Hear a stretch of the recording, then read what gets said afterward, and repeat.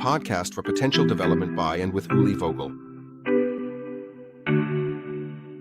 A warm welcome to everyone, dear listeners, to today's episode of our podcast, which I've been especially looking forward to. That's because I have a guest, or maybe I should say a female guest. I'm still not sure what's the correct gender-neutral term. Joining me today, someone I value very, very much, Claudia Goldhammer. We've known each other for many years now. Claudia, it's great to have you here today.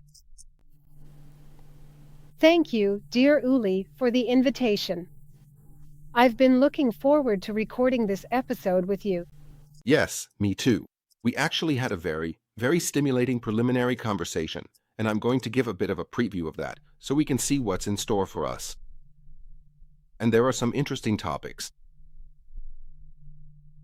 For the basic structure, the thumbnails, the snippets for our listeners. What can you expect in this episode? At the beginning, we want to get to know Claudia so that we can establish a bit of an empathetic connection. She has a lot of expertise, but above all, she's also a very value-driven person. That's how I got to know her, and I think there are a lot of insights that can really help us. And that's the first part. Claudia. Getting to know her. The second part we've given a pretty bold title, Leading Without a License. And I don't want to give too much away just yet, but of course you can already guess that a lot of people are in leadership roles without actually having the proper certification, so to speak. And that's something we're going to dive a bit deeper into.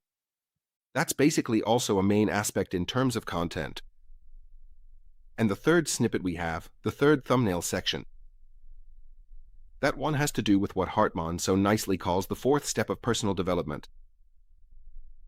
Namely, give yourself, meaning give yourself back, giving back to society.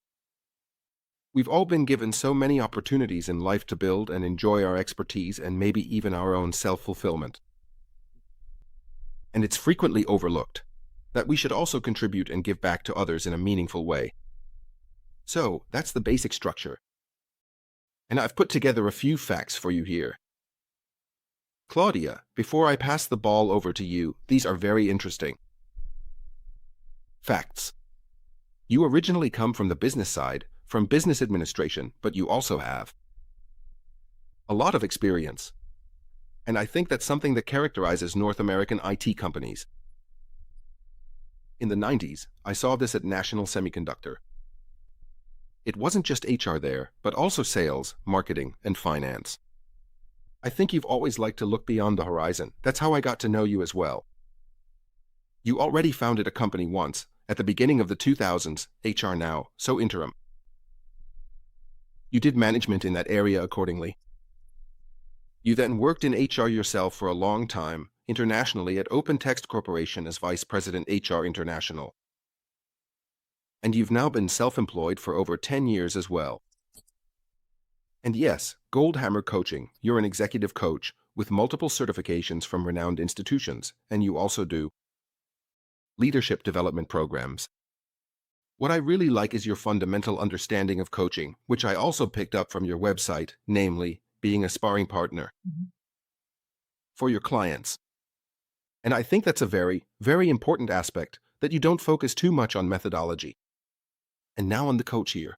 And it has to be done exactly this way or that way, but first and foremost, the coach obviously needs to get a feel for things. To be able to open up here, to have a sparring partner, that's what I find is a very down-to-earth approach, so to speak. But now, of course, I'm curious, and Claudia, our listeners want to get to know you. What was so fascinating about HR? And especially when it comes to the international aspect, was that what drew you to these companies? Maybe you can share a few insights with us. Yes, those are two topics. Why HR? I'll start with the first one. Why HR? I'm a curious person. And I know a lot of HR folks, especially those fresh out of university who choose this field, say, I want to work with people. But that actually wasn't my approach. I mean, I do love working with people. Otherwise, I'd be in the wrong job as a coach. Yeah, for sure. But my original motivation, to come back to curiosity, was that HR is the only function that is actually authorized within a company to look into everything. So you can look into any other function, of course, with good intentions and not just out of curiosity, but it basically sits above all the other functions. Not above in terms of hierarchy, but in terms of breadth. Maybe we should broaden the idea of curiosity a bit, maybe even to being eager to learn. Just being like a sponge that wants to soak everything up. And that's why I think the idea of a cross-functional role is a really, really good one. And of course, in most roles we work with people, but in HR, I think you often go much deeper, having this genuine interest in people, this eagerness to learn about them. I can feel that here, right? Absolutely. And the second point was, and... Maybe about, yeah. Go ahead. Why international? That was the second point. After a relatively short experience in a very German company, which only lasted 9 months, I realized pretty early on that it just wasn't for me. So this approach of, yeah, the can-do attitude, let's just give it a try, and everyone jumps on a project together. And when it's about 80% done, we send it out. And if it doesn't work out, then we make improvements. So even this, what we now call agile, back then, it was just this agile approach. And this mindset that you're not restricted to working only within very rigid parameters. That's what really drew me to American companies. So, the difference is not about being perfectionistic, but more about having a can-do mentality, right? Do I understand that correctly? Yeah. And how did you come to the decision to say, yeah, now I actually want to start my own business? So from 2000 to 2002, you were self-employed. Tell me about it, because you basically did it again 11 years later. I haven't had anyone here yet who's done it twice. That's something I'm actually quite curious about. Maybe you can shed some light on that for us. Well, I was at a startup back in 1999. And a recruiter whispered in my ear, "You must be really bored here." It was a small company, and we had big plans. Unfortunately, in the end, we weren't able to make them happen. We ran out of money. And he said, "What you're doing here, you could do for a lot of companies. That would be really great. Just think about it." And I thought, oh yeah, I'll give that a try now. So really, it was outside influences that got me hooked on the idea. And I'm not coming at this from a victim mentality. It really energized me tremendously. So I went ahead and did it, and after about 3 months, I was actually doing quite well in business. I realized that I was working for myself and constantly, actually 24/7. And then I ended up at an interesting American company, Wind River. At first, it was 2 days a week, then 3 days a week, again working as a freelancer. And there, they were looking for someone to handle HR for Europe. At first, I thought I wasn't interested in that, but then I realized that I actually enjoyed the job so much that I didn't really want to hand it over to someone else. I wanted to do it myself. So I went back into a permanent position.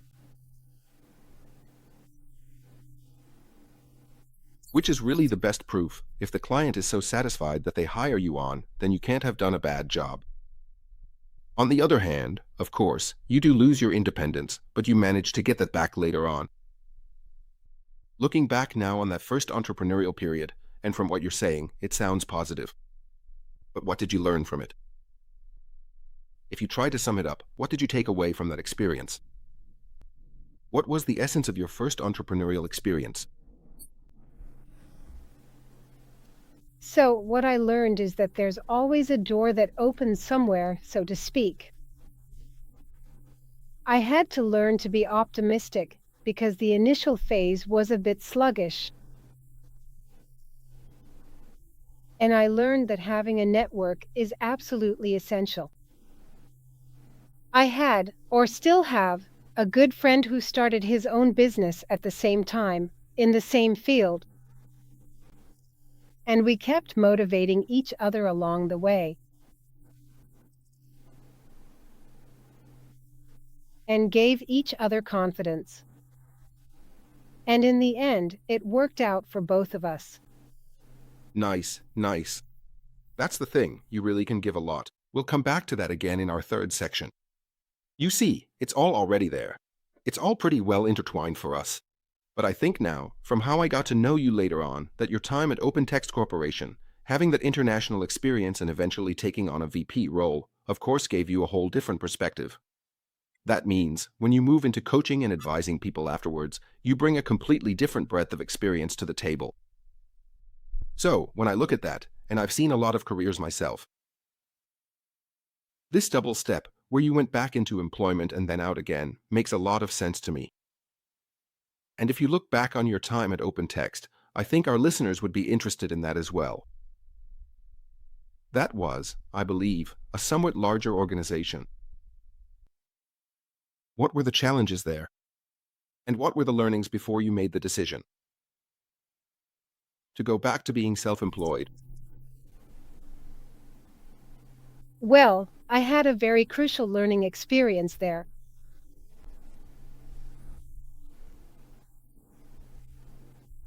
The first few months were really tough in the organization because my team was used to a completely different way of working than the one I brought with me. At that time, OpenText had acquired a German company. And for the most part, my team was recruited from there, as I mentioned at the beginning. I already described the differences between American or Anglo-Saxon, England is similar, ways of working.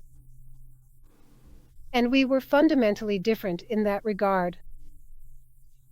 So at first, I really struggled and would not have stayed if it weren't for the team. Leaving OpenText was especially hard for me because of my team. Because the sense of teamwork in my organization, and also in the broader HR organization, was incredibly strong. So that was a key learning for me. We did an incredible amount. A lot of innovation at OpenText. When I look at HR organizations in other companies today, I think we were already miles ahead back then. So that was really fantastic. From a systems perspective, from an outsourcing perspective, and in terms of how we structured the organization. That also went hand in hand with our colleagues in Canada. It was a Canadian headquarters. That was fantastic. And I learned a lot about management and leadership. So I was able to learn from many mistakes, including communication mistakes, which is why I specialize in that area today. Yeah, exactly. You just mentioned the solution circle. We can come back to that in a bit. And basically, you have two main pillars. On one hand, you do executive coaching, and on the other, you focus on leadership development programs, which I find super interesting. And that's where we both have some parallels. We've talked about these things quite a few times. We've also exchanged ideas about these topics. That leads us quite naturally and clearly to our second point, which we mentioned, our second section, leading without a license. I've put it like this here, as a lack of investment in the preparation, training, and ongoing support of leaders. has a strongly negative impact on companies. As a result, when it comes to leadership, we often use the analogy of family or parenthood. Why do I do that? Because I often bring it up from my side, saying that we need certificates, licenses, accreditations, and so on for everything. But when we become parents, when we are parents, we don't need anything at all. That's also leading without a license. And there are a lot of parallels to leadership. When you become a manager in a company, nothing in your work life is the same as it was before. It will never be the same again, just like when you go from not being a parent to becoming a parent. And now I'd like to give you a bit of space to talk about leading without a license, which is your area of expertise. How you see it, that it's actually something you have to work on and cultivate so that no harm is done. I'll just toss the ball over to you on the topic of leading without a license, a bit unstructured for now. And then we'll just keep going from there, bit by bit. Thanks, Uli, you introduced it really well, leading without a license. And thanks for the setup. I think a lot of people move into leadership roles because they think it's just the next logical step. For a very, very long time, university education was geared towards this chimney career path. You start as a junior, then senior, and eventually become a manager. And then you just keep moving up. And that's wrong, because not everyone actually wants to lead. Not everyone is suited to lead either. For one thing, you have to like people. I think that's a prerequisite. You don't have to love everyone, but you do need to like people and be interested in them. Otherwise, how can I make sure that the people who report to me are able to grow? If I don't show any interest in you, if I don't care about what you're passionate about, where you want to go, what you still need, what you need from me. Of course, everyone is responsible for their own career. But as a leader, I am very much responsible for clearing obstacles out of the way for my employees. And for making things possible for you, for showing you opportunities. Yeah, that's a nice image, clearing the stones out of the way. It's also a bit of the servant leadership idea. What do you need so that you can truly be empowered, in the sense of actually being able to take on this responsibility?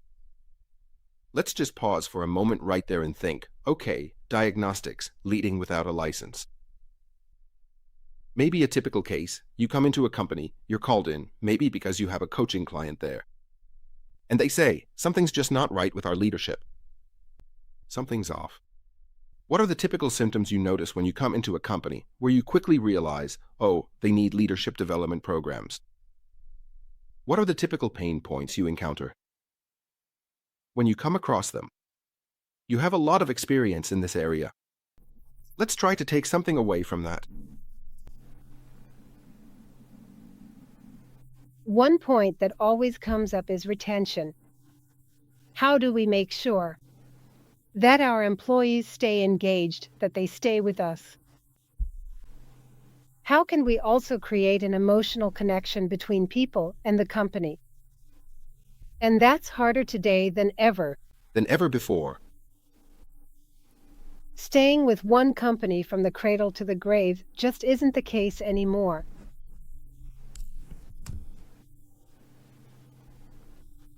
That's one issue, and I notice it. Especially in communication. So when people don't listen to each other,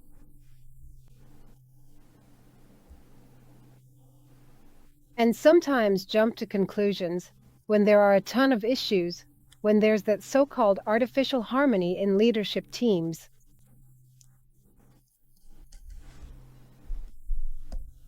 When you meet a team, and That means we get along great, everything's going really well for us, we're an awesome team. But you can sense that there are unspoken conflicts simmering somewhere, ones that have never been addressed, because people think it might be harmful to working together. So those are the most striking issues I notice. Great, those are already points we can really build on right away. So, what you mentioned about communication often ends up with people talking more about each other than with each other. For example, as you rightly said, people don't really listen, they jump to quick conclusions, snap judgments that follow accordingly. And things escalate incredibly quickly. Then things get broken beyond repair, as we know. And Hartman, the founder of modern value science, put it very clearly, it simply takes time to build something good. Something good can be destroyed quickly. And that's why it also needs to be nurtured. And in our preliminary conversation, you also mentioned something you've often come across, how companies think they can drive leadership forward. Through impulses or similar approaches. What do you encounter in terms of customers' understanding, and what do you ultimately have to convince them of? And of course, that's my question for you. What is your approach to sustainably creating leadership licenses, to stick with our analogy?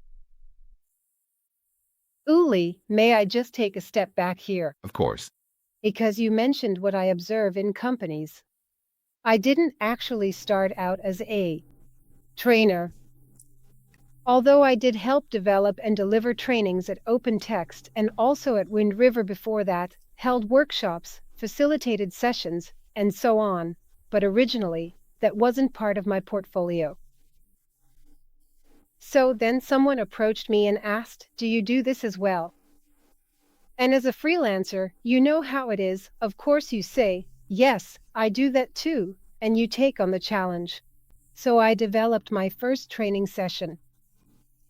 It went over really well, 2 days, absolutely fantastic. And then they said, let's keep going, let's keep going. A year later, that company got in touch again. And I do blame myself a bit for not following up with them in the meantime. But the company came back. And I said, yeah, great, I'd love to, let's keep going.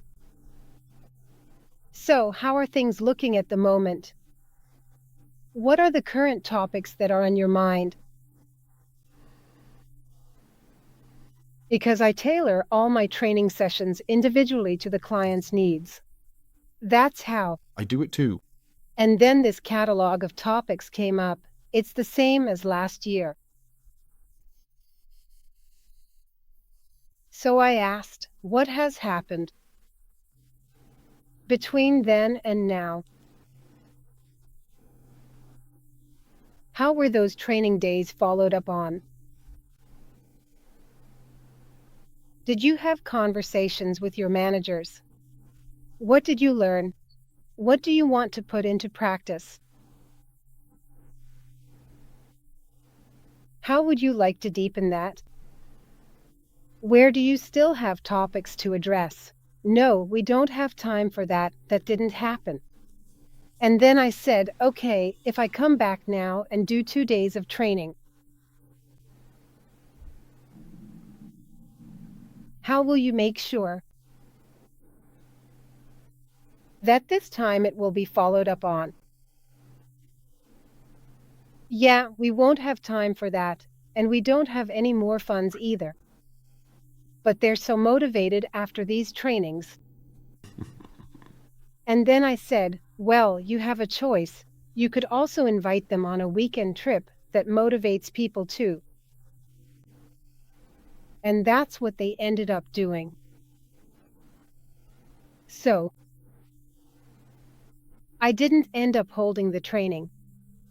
Not that I wouldn't have liked to have that as revenue, but it just didn't happen. And that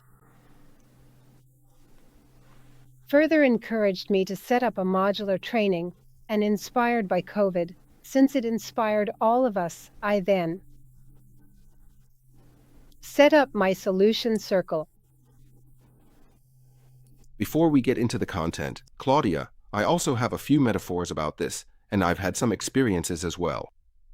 And maybe it would be good if we put those together for our listeners, because there's often this idea that with a 3-day training, or whatever it may be, you can actually make a real difference. And I'll be honest, this metaphor, it's like we're doing a pressure refueling when we do that. And right after comes the pressure to forget. So, we really have this kind of discharge afterwards, because nothing can actually be followed up on. And I'll add 2 more metaphors, just so people realize, hang on, it doesn't work with just a quick impulse. It doesn't work in just one day. Like you said, we need to do this over a longer period. That's how leadership should be understood. It's like learning a foreign language. It's like learning a musical instrument. And that's why things like microlearning, those little bites, are so successful these days. Learning journeys are so important. This constant involvement, and then, most importantly, you also have to look at, I'm sure you'll get to this in a moment, we obviously have knowledge that needs to be conveyed, but that has to be translated into skills, and then that, in turn, has to be. Ultimately, it has to end in wanting, so that people can actually transfer it into their everyday lives. Maybe that's just something I'd like to add from my side, and now I'll toss the ball back to you. And you brought up Solution Circle, which I already think is a really, really nice name. And you also did a really nice newsletter series about it. And I think you also host a lunch, which you offer on this topic from time to time. But I don't want to get ahead of myself here.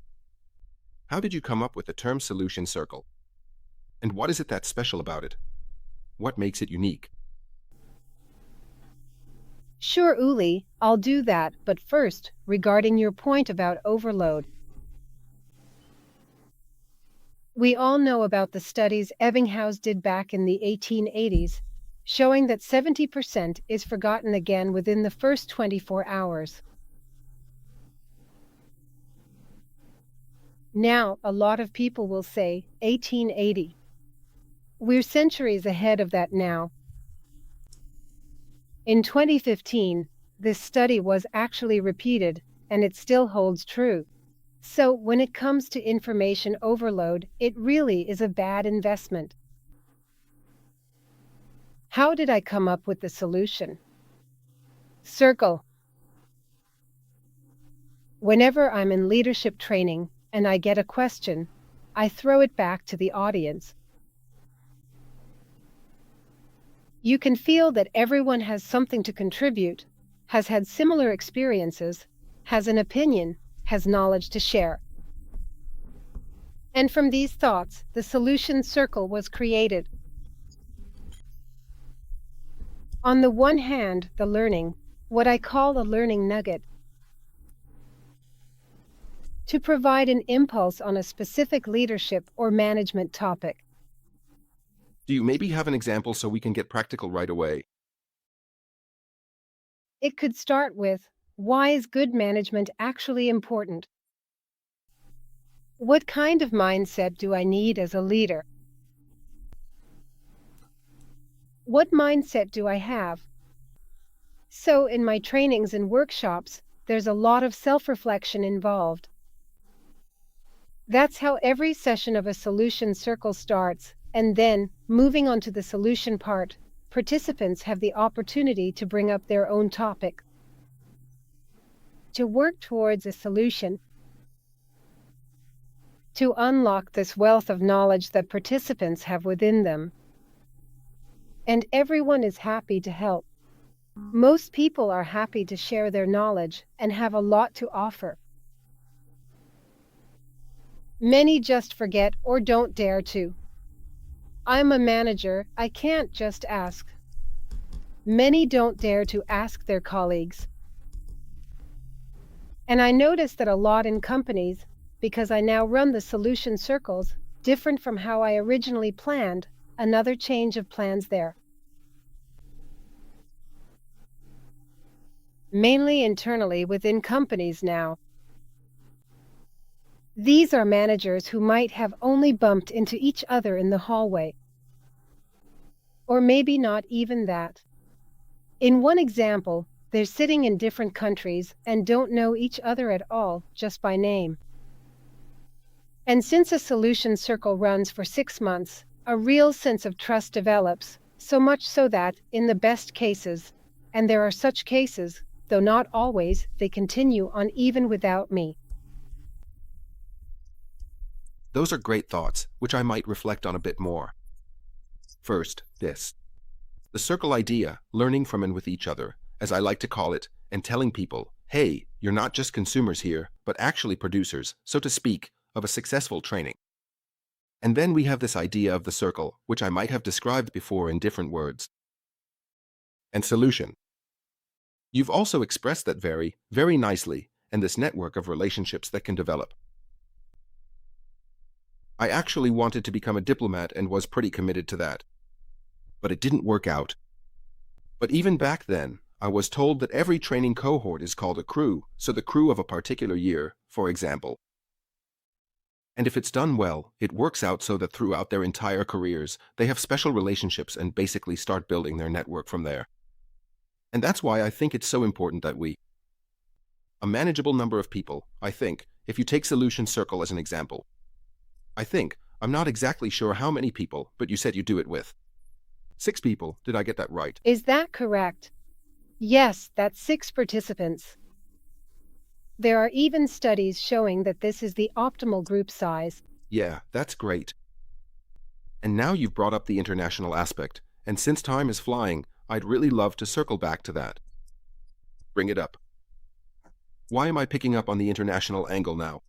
In our preliminary chat, you mentioned that you also work in a mentoring capacity for the UN and various other organizations. Countries like Myanmar and Egypt came up in that context.